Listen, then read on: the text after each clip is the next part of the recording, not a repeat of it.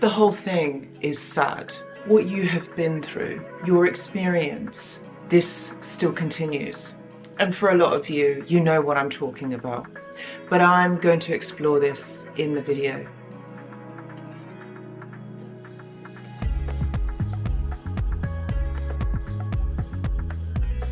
Hello and welcome back. I hope that you're all doing really well. Do you know, I really wanted to make this video for a number of reasons, and I feel like there's so much to explore here. I've been asked by a number of you to make this video, but I feel like a lot of you will already know this. But there are certain things that kind of stay with us after this experience, which keep us stuck and don't allow us to move forward. Keeps us stuck thinking this about ourselves. But before I go into the video, I just want to say that I do go live on this channel every week. And if you have any questions or you have some things that you would like to explore, why don't you join the live? We have a great community that join us every week, and the chat's really lively as well. So if you are wanting to join or you want more information, please see the description box below.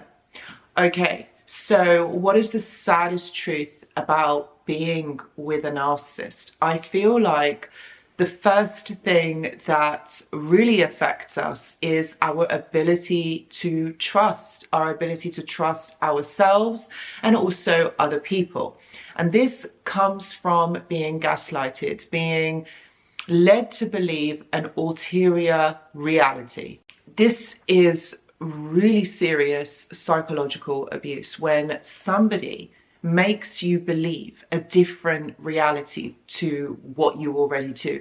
As human beings, okay, we develop schemas, we develop beliefs, concepts, values that we kind of embody as our own. And then when someone that we trust, someone who we love, someone who we share a big part of our life with, comes in and tells us that actually what we are thinking, what we are doing is wrong and we should do this. Okay, what we tend to do is we believe them, we trust them, because we would never think that somebody would betray us in this way. You know, we have emotionally bonded to this person, so why would this person want to do us any harm? So when we are in these situations, we don't ever think that they are challenging, that they are derogatory, and that this person is doing this to hurt us. But they are. And I feel like that is one of the biggest problems, especially like after getting over a narcissist, because we do believe these sad things about us. We do believe everything that the narcissist has kind of said about us. We believe that we are unworthy, that we are not good enough, that there's something wrong with us, that the way that we are thinking isn't right, which is when we leave these dynamics. You know, we always question ourselves like, oh, you know, was it meant to be like this? Or we ask opinions because we don't trust ourselves, because this has been done over time. You know, the way that someone has gaslighted you, the way that someone has lied to you, the way that someone has changed your perspective of something, of your reality. And so what happens when a narcissist does gaslight, what you do is you realize, or you see, you get an insight into the way that they think, into their mind and what's going on. You know, for them, it doesn't mean that this is your beliefs, this is something that you believe, but it is something that they believe, and they try to basically like brainwash you into thinking that. And it's usually faults that they find within us. It's never themselves, it's always you. And you see, we embody these because, again, we would never think that somebody would betray us like this. We would never think that somebody would do something like that to us. And when they do, we don't even realize that this is happening. So we try to make this relationship work, or we try to make this situation better. So, which is why we always internalize that blame and that guilt and that shame to try and change the dynamics of the relationship. And so that's where a lot of the damage is caused Because it's almost like we abandon ourselves, our beliefs, our morals, our values to basically match theirs or to make something work. But you see, someone who is healthy wouldn't expect you to do that, wouldn't do that, because that person isn't about changing you. Maybe they might point out some things, but you have a discussion and it's not done in the same kind of derogatory way that a narcissist would do. You see, these things are talked. There isn't blame. There isn't shame that's going on. But you see, the narcissist does this because actually this was done to them. This has been done to them for many years, and they just don't know any other way to act, or they don't know any other way to be. And so this is why they say these things to you in such a harsh way, but in such a way that really makes you think, really changes you as a person. So when we leave these dynamics, we are left thinking, do you know what? This is not even me. Like, I don't even think like this. We might even embody some of their behaviors, their thoughts. And it's not really a true reflection of who we are. But you see, there is another way around this. And this is what I always talk about, you know, in the posts, in the lives, in the videos.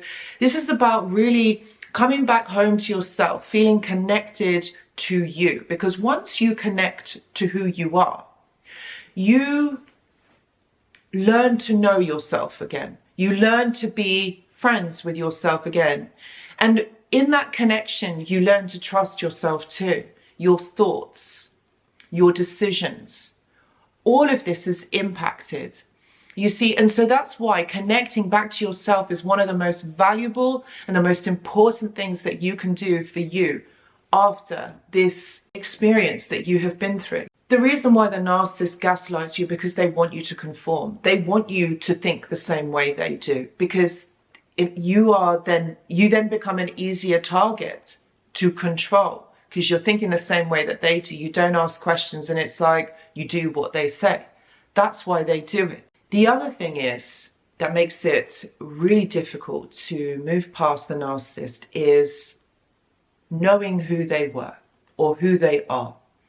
I am sure that within this experience of yours, you probably got to know the narcissist in a few different ways, meaning that this person, there was like 2 or 3 different personalities within this one person. One of the biggest lies that the narcissist ever shows is the love bombing and the mirroring at the beginning of that relationship.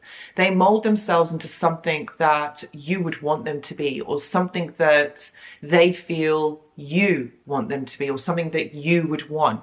Okay, and so this is why we then think that they are our soulmates, because they are a representation of perhaps maybe someone that we would want them to be. And it's not real.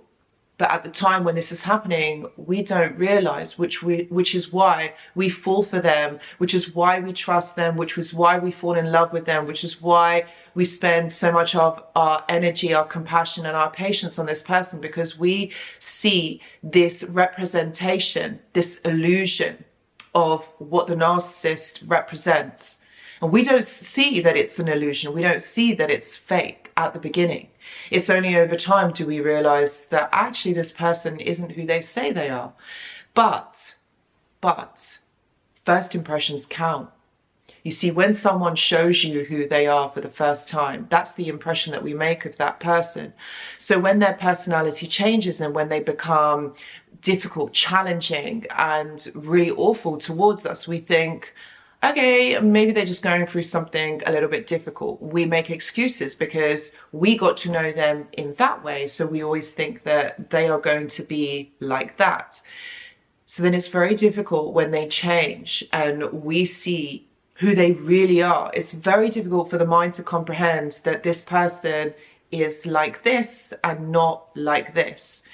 And so when we end these relationships, when we leave these dynamics, this is what is playing on our minds, because our mind takes us back to that nice person that you got to know right at the beginning. It's almost like a trick that the mind plays on us, because our mind, when we are feeling pain, when we are upset, our body is programmed to help us to feel better.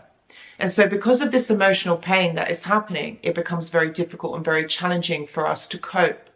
So the mind then focuses on the positive. It starts to replay all the positive things of that relationship. And so it takes us back to when we first got to know that person. But that isn't a true representation, which is why I always say to clients or in their lives, just, you know, what would really help in this situation is take a piece of paper, draw a line in the middle, and write all the reasons why you are in love with the narcissist, why you want them back. And then on the other side, write the truth. What really happened? And I'm sure that that list will be longer than the other list. It will help you to refocus and understand that actually this is what's happened. This is the truth. This will also help if you're experiencing a trauma bond, because let me tell you, a trauma bond only happens in abusive, in toxic relationships, not in healthy ones. And so this is the mind, you know, flitting from the reality and the illusion, the reality and the illusion.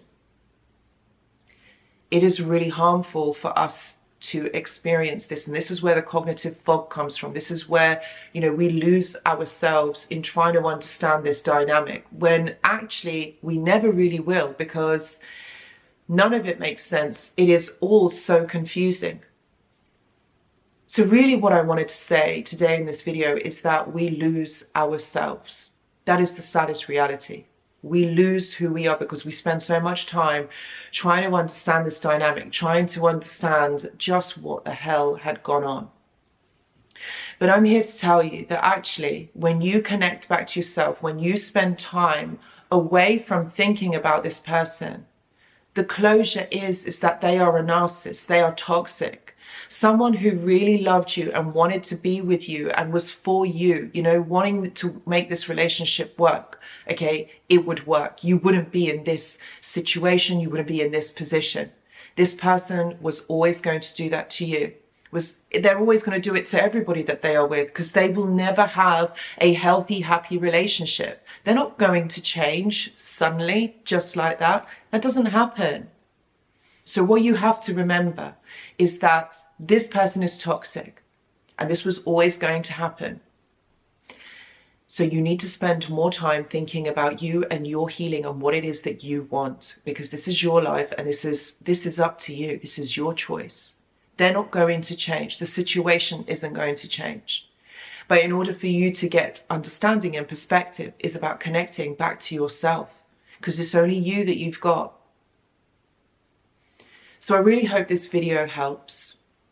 And I really hope that it really gives you a greater understanding. And if you are someone that is going through this, please know that I do offer one-to-one consultations. All the details are in the description box below. I also have a journal club and a mentorship, and if you're interested in joining, please see the description box below. I also have a mentorship which is absolutely free to join.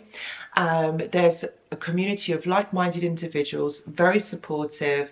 It's a really great way to meet other people who have also been through similar experiences to what you have, so you don't have to do this alone. If you would like to join this community, because there's someone on there 24/7, because there's people from all around the world, please see the description box for the link. Thank you so much for watching. I really hope this has helped, and I'll see you in the next video. Goodbye.